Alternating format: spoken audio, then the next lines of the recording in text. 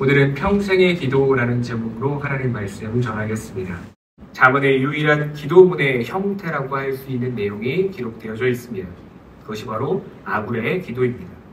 사실 아굴이 역사적으로 어떤 인물인지는 정확히 알 수 없지만 오늘 그가 전하는 잠언의 말씀과 기도의 내용을 통해서 그가 어떤 신앙을 가지고 있는 인물인지는 우리가 분명히 알 수 있습니다.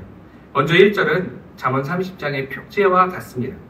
야기의 아들 아굴의 잠언, 즉 그의 교훈이며 그 대상은 이디엘과 우갈에게 전하는 것입니다.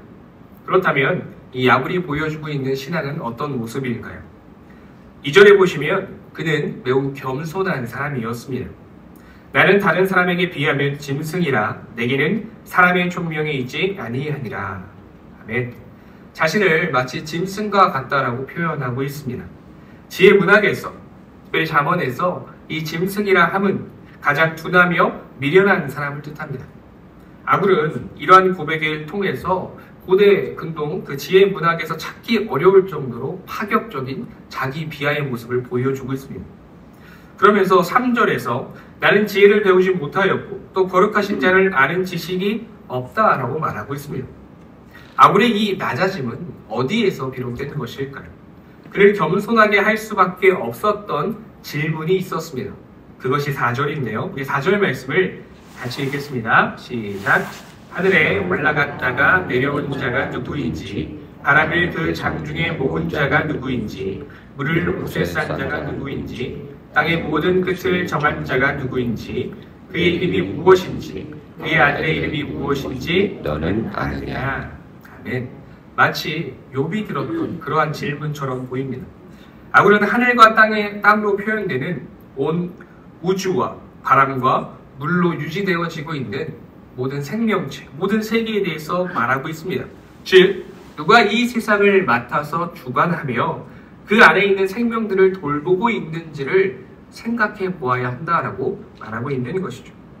인간과 하나님 사이에 절대적으로 넘을 수 없는 차이가 있다라는 것. 창조주와 피조물과의 관계에 대해서 그는 이야기하고 있는 것입니다. 그러니 겸손할 수밖에 없었던 것입니다. 그렇기에 아굴은 하나님의 말씀을 신뢰하는 자였습니다. 5절에 보시면 하나님의 말씀은 다 순전하며 하나님은 그를 의지하는 자의 방패시니라. 아멘. 이 순전하다는 의미는 큐티의 설명처럼 욕망도를 통하여 재련된, 즉 찌꺼기가 전혀 없는, 불순물이 전혀 없는 순수함을 의미합니다. 즉 하나님의 말씀은 온전하며 거짓된 것 없이 완전히 믿을만한 것이다 라고 지금 고백하고 있는 것이죠. 하나님은 신뢰할 수밖에 없는 분이시며 그를 의지하는 자를 보호하시고 지키시는 방패와 같다라고 그는 고백하고 있습니다. 하나님의 말씀을 신뢰하기에, 그렇기에 하나님을 경배하기에 그는 경고하고 있습니다. 6절에 보시면 너는 그의 말씀에 더하지 말라. 그가 너를 책망하시겠고 너는 거짓말하는 자가 될까 두려우니라. 아멘. 이것은 단순히 하나님의 말씀에 어떤 것을 더하고 빼느냐의 문제를 이야기하는 것이 아닙니다.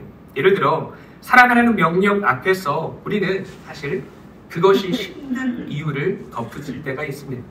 사랑하지 못할 만한 이유를 찾으면서 용서하기 어렵다, 사랑하기 어렵다라고 말하는 것이 때때로 우리들의 모습이다라는 것이죠.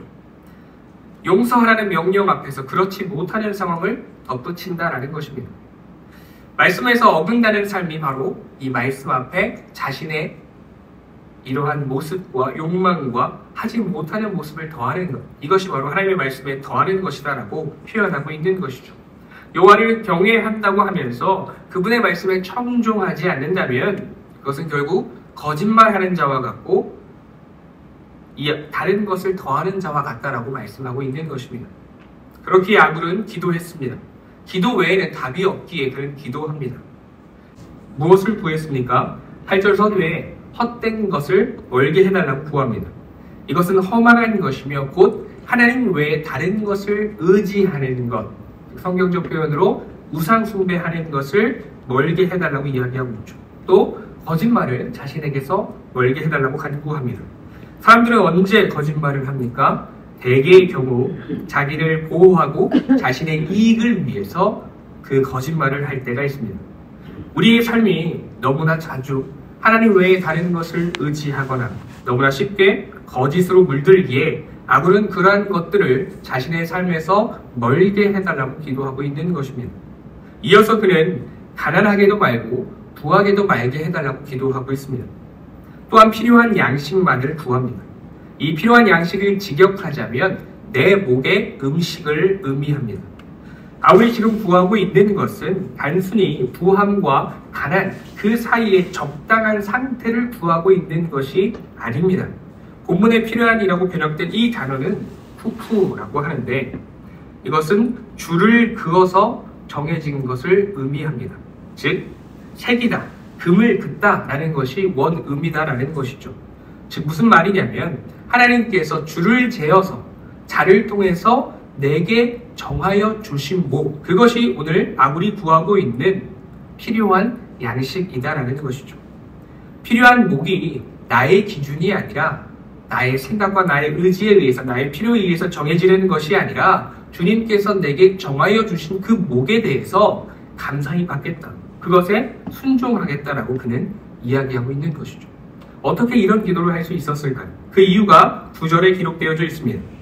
혹 내가 배불러서 하나님을 모른다 여호와가 누구냐 할까 하오며 혹 내가 가난하여 도둑질하고 내 하나님의 이름을 욕되게 할까 두려워함이니이다.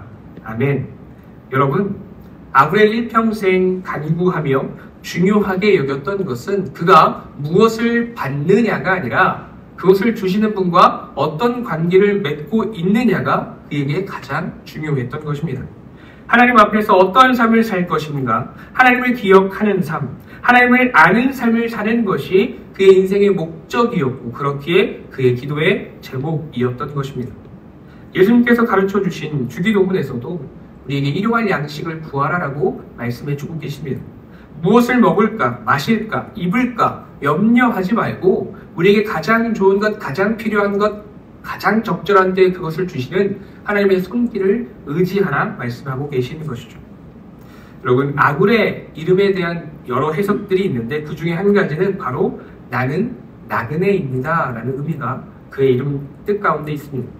아굴은 이 땅에 살았지만 이 땅의 마음을 빼앗기는 것이 아니라 참된 본향을 바라고 그 본향을 쫓아 살아가는 나그네였습니다. 주 안에 사랑하는 성도 여러분, 아굴은 하나님 앞에서 겸손했고 그 하나님의 말씀을 신뢰했기 때문에 하나님께 일평생 기도할 수 있었습니다. 내가 원하는 몫이 아니라 하나님께서 줄을 재어 정한 그 몫을 감사히 받고자 했습니다. 왜냐하면 하나님과의 관계가 그에게 가장 중요했기 때문입니다. 오늘 하루 우리 모든 필요를 아시고 가장 적절한 것으로 가장 좋은 것으로 채워주실 그 하나님을 신뢰하실 수 있는 우리 모두가 되기를 소망합니다.